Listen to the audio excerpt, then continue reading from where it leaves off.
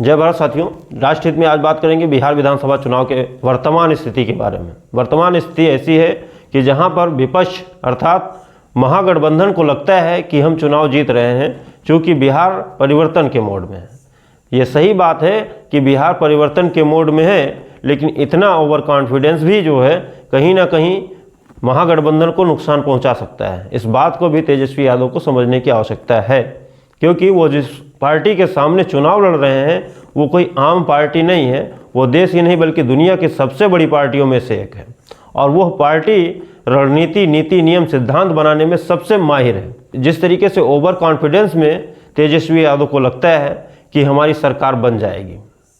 वास्तविकता ये है कि परिवर्तन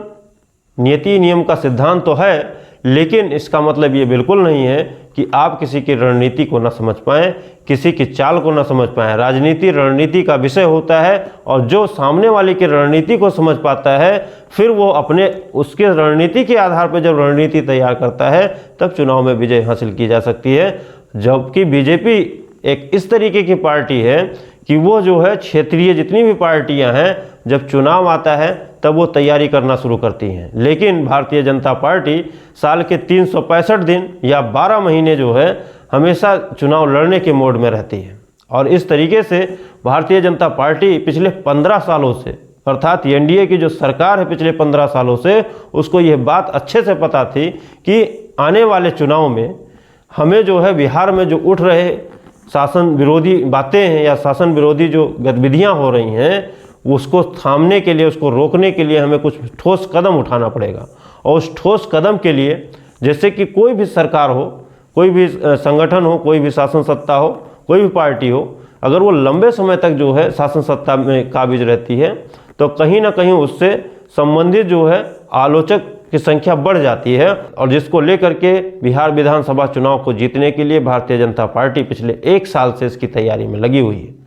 और जिसमें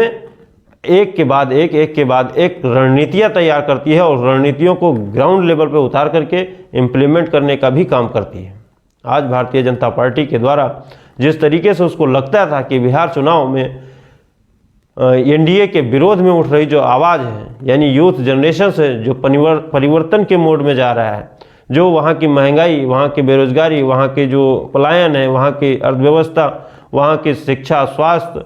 या दारू शराब से संबंधित जो परेशान है, वह इस बार जो है कहीं ना कहीं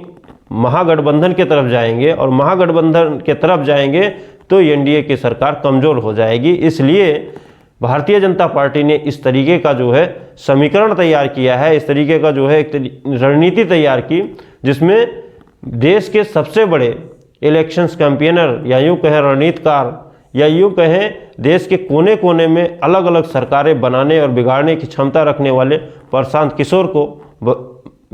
बिहार के जो चुनाव हैं उसको जिताने की कॉन्ट्रैक्ट दे चुकी है। और उस कॉन्ट्रैक्ट के ही आधार पर कहीं ना कहीं प्रशांत किशोर बिहार बदलने की बात कर रहे हैं, बिहार में पलायन रोकने की बात कर रहे हैं, बिहार में जो है बेरोजगारी कम करने की बात कर रहे हैं, बिहार में शराबबंदी हटाने की बात कर रहे हैं, जिसे जो जन सामान्य के मुद्दे हैं उसको अट्रैक्ट करते हुए जो इंडिया गठबंधन के तरफ झुकाव बढ़ रहा था, वहाँ की जो जनजी जनरेशन्स है उसको अपने फेवर में लाने का पूरा प्रयास कर रहे हैं, और जिसका सीधा सीधा फ़ायदा एनडीए को होने वाला है।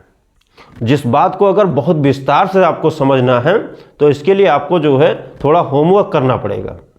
आप जो है प्रशांत किशोर की पार्टी जनस्वराज में दिए गए जो टिकटों के बंटवारे हैं, या यूँ कहें टिकटों के माध्यम से जिन कैंडिडेट को वहाँ पर उतारा गया है 243 सीटों पे, उन 243 सीटों में लगभग 150 सीटें ऐसी हैं जो सीधे सीधे जो है इंडिया गठबंधन अर्थात महागठबंधन को नुकसान पहुंचा रही हैं। इस बात से जो है ये जस्टिफाई हो जाता है कि वहाँ एनडीए 1% नुकसान नहीं कर रही हैं, तो इसका मतलब है कि यह मैच ऑलरेडी फिक्स्ड है। और अगर इतने ही नहीं, अगर आपको और जस्टिफिकेशन चाहिए तो कोई भी नई पॉलिटिकल पार्टी के पास इतना धन नहीं हो सकता है कि वो बड़ी बड़ी रैली करे और उन रैलियों में भीड़ इकट्ठा करने के लिए 300-500 रुपये दे करके लोगों को इकट्ठा करे। इसका मतलब कि उसके पास एक ठोस अमाउंट है और उस ठोस अमाउंट को लगा करके बिहार की राजनीति को बदलना, जो उनका पुराना पेशा है, उस पेशे को जो है बिहार के विधानसभा चुनाव में भी इस्तेमाल किया जा रहा है। इस बात को बिहार वासियों को समझने की आवश्यकता है। बात करते हैं दूसरे रणनीति के बारे में। दूसरा रणनीति आप सभी लोगों ने आज के 2 महीना पहले देखा, जिस तरीके से बिहार में वोटर लिस्ट का संशोधन चल रहा था और संशोधन के दौरान लगभग 60 लाख वोटर्स जो महागठबंधन का कोर वोटर था, उनका वोटर लिस्ट से नाम का गायब हो जाना, साथ ही बहुत सारे ऐसे नाम का वोटर लिस्ट में आ जाना जिनका कोई स्थान नहीं है, जिनका कोई एड्रेस नहीं है, केवल नाम ही है, और वो कहीं ना कहीं सीधा और सीधा एनडीए के जो है वोटर्स हैं। एक तरीके से देखा जाए तो जो कट्टर 60 लाख वोटर्स को हटाया गया प्लस 60 लाख प्लस किया गया, तो एक तरीके से 1 करोड़ 20 लाख वोट ऑलरेडी जो है एनडीए सरकार लेकर के चल रही है। और ऐसे में ये भी एक महत्वपूर्ण रणनीति है जो एनडीए की सरकार बनाने में महत्वपूर्ण भूमिका अदा करने वाली है। और तीसरा रणनीति जिस पर भारतीय जनता पार्टी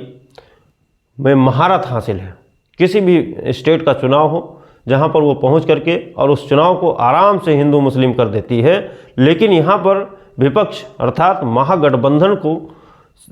सफलता मिल रही है। बिहार चुनाव में एक तरीके से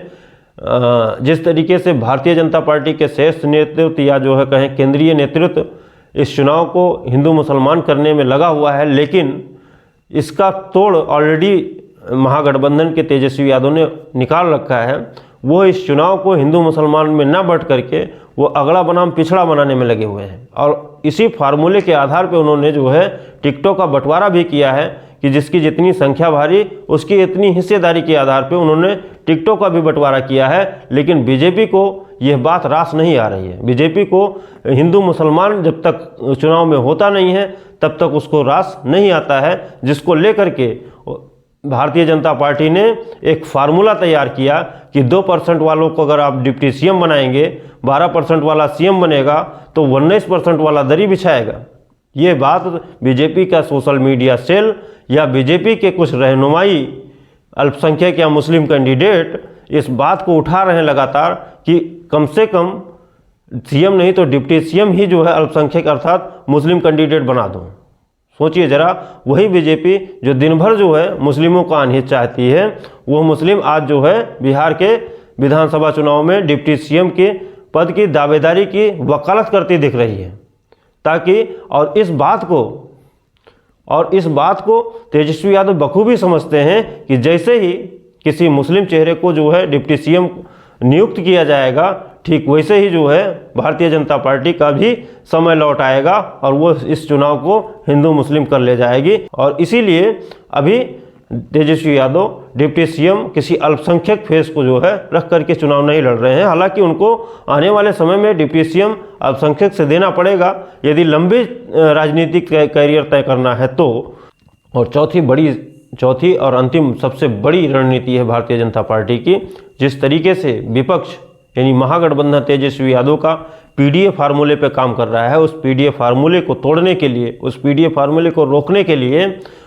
थर्ड फ्रंट तैयार कर दिया है। थर्ड फ्रंट अर्थात अल्पसंख्यक से जो है असदुद्दीन ओवैसी, पिछड़ा का चेहरा बना दिया स्वामी प्रसाद मौर्य को, और दलित का चेहरा बना दिया है चंद्रशेखर आज़ाद को,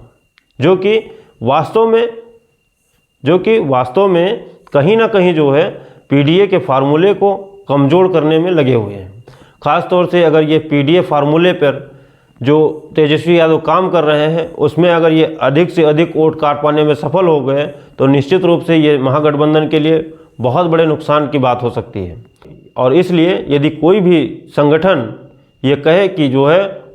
हम चुनाव जीत रहे हैं तो ये उसके ओवर कॉन्फिडेंस का नतीजा है, फिर वो चाहे इंडिया गठबंधन या महागठबंधन हो या फिर एनडीए हो या बीजेपी हो, दोनों लगभग 50-50 में हैं। जहाँ तक मुझे लगता है कि चुनाव बड़े कांटे का है और कोई भी पार्टी या कोई भी संगठन जीत सकता है दोनों में से, लेकिन बहुत भारी मात्रा में जो है या भारी मार्जिन के साथ कोई भी जो है इस चुनाव को न जीत सकता है न हार सकता है।